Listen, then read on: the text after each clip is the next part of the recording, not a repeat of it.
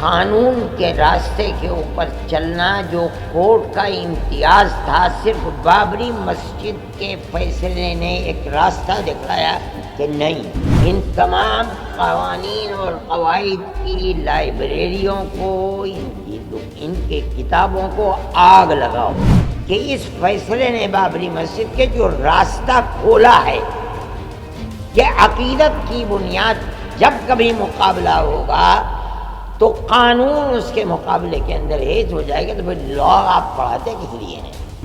لائبریریوں کے اندر آپ کے ہزاروں کتابیں کس لیے رکھی ہوئی ہیں؟ ان کو آگ لگا دیجئے۔ حضرت صدر صاحب نے جو آپ حضرات کو یہاں تکلیف دینے کا مقصد تھا اس کے سلسلے میں روشنی ڈالی ہے۔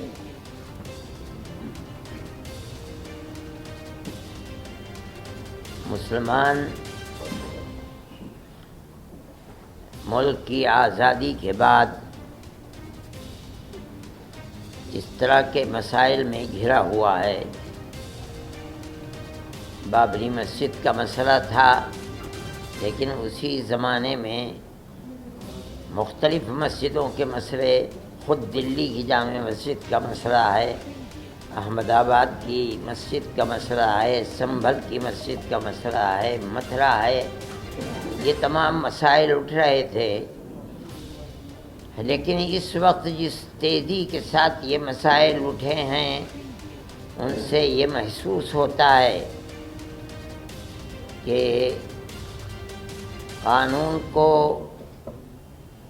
سامنے رکھ کر فیصلہ کرنے کی ذمہ داری جن کورٹوں کے اوپر ہے، وہاں ایسی لچک اور ڈھیل پیدا ہوئی ہے کہ جو لوگ عبادت گاہوں پر قبضہ کرنے کا پروگرام چاہتے تھے، ان کو سہولت اور آسانی مل رہی ہے۔ کانگریس گورنمنٹ کے زمانے میں سن 91 کا قانون بنا تھا، ہمیں اس کے اوپر بھی یہ اعتراض تھا کہ بابری مسجد کو اس سے الگ کیوں کیا جا رہا ہے، لیکن کیا گیا کیونکہ جمعیت علماء ہی اس کیس کو لڑ رہی تھی، اور ہم پوری قوت کے ساتھ جو بہتر سے بہتر وکیل تھے ان کو سامنے لا کر ہم نے اپنے دعوے کو پیش کیا، اور ہم بار بار یہ بات کہتے تھے کہ ثبوت اور شواہد کی بنیاد کے اوپر، یعنی قانونی دلائل کی بنیاد پر جو فیصلہ سپریم کورٹ کا ہوگا ہم اسے قبول کریں گے۔ سپریم کورٹ کا ایک فیصلہ کہ مسجد اپنی جگہ ہے، کسی مندر کو توڑ کر نہیں بنائی گئی، یعنی جہاں بابری مسجد ہے وہ رام جنم بھومی نہیں ہے، یہ فیصلہ کورٹ نے دے دیا سپریم کورٹ میں۔ یہ دلیل تھی، سروے ہوا تھا، سروے سے ثابت ہوا کہ یہاں کوئی دوسری عمارت نہیں تھی۔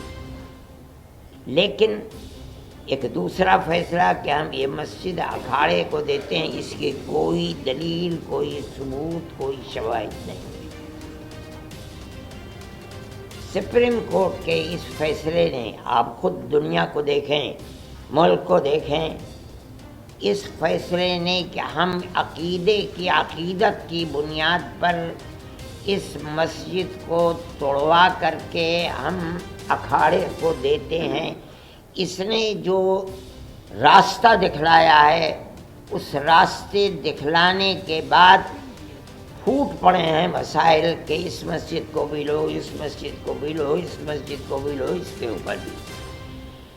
اس کا مطلب ہے کہ قانون کے راستے کے اوپر چلنا جو کورٹ کا امتیاز تھا، صرف بابری مسجد کے فیصلے نے ایک راستہ دکھلایا کہ نہیں، ان تمام قوانین اور قواعد کی لائبریریوں کو، ان کے کتابوں کو آگ لگاؤ۔ کوئی چیز نہیں ہے، فیصلے مذہب کے اندر جو بھی ہوں گے وہ عقیدے کی بنیاد کے اوپر ہوں گے، عقیدت مندی کی بنیاد پر ہوں گے، تو ملک کیسے چلے گا؟ یہ تو ایک تصور یہ دیا جا رہا ہے کہ جہاں بھی अक्सरियत इस मुल्क के अंदर अपनी अकीदत की बुनियाद के ऊपर किसी मसले को लाएगी, वहाँ हकीकत और सबूत शवाहिद को नहीं देखा जाएगा, बल्कि वहाँ ये देखा जाएगा कि अक्सरियत की अकीदतमंदी क्या चाहती है, जो चाहती है उसको पेश कर दिया जाएगा, तो मुल्क कैसे चलेगा। ये एक बात है सोचने की।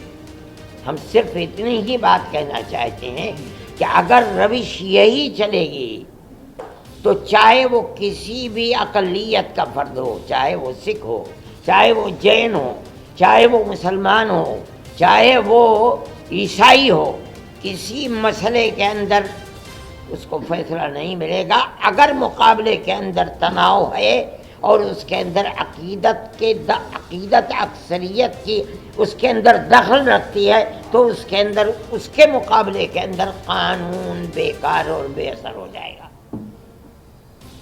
ये बात मैं ही नहीं कह रहा हूँ, समझदार और बड़े बड़े वकला ये बात कह रहे हैं कि इस फैसले ने बाबरी मस्जिद के जो रास्ता खोला है कि अकीदत की बुनियाद जब कभी मुकाबला होगा तो कानून उसके मुकाबले के अंदर हेज हो जाएगा, तो फिर लॉ आप पढ़ाते किस लिए हैं?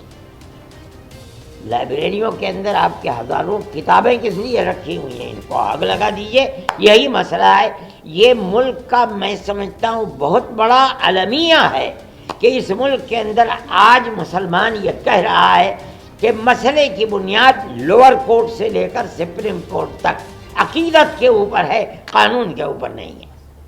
मैं इसको बहुत बड़ा अलमिया समझता हूँ और एक ये दाहिया है, बड़ा मसला है।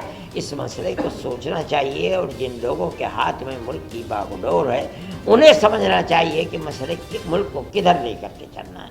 मैं इससे ज़्यादा अपने अफसोस का कोई और इजहार नहीं कर सकता। हमसे जुड़े रहने के लिए हमारे YouTube चैनल को सब्सक्राइब करें और नई वीडियो की नोटिफिकेशन के लिए बेल आइकन को दबाएं। अगर आप ये वीडियो Facebook पर देख रहे हैं तो लाइक जरूर करें और ज्यादा से ज्यादा शेयर करें। धन्यवाद।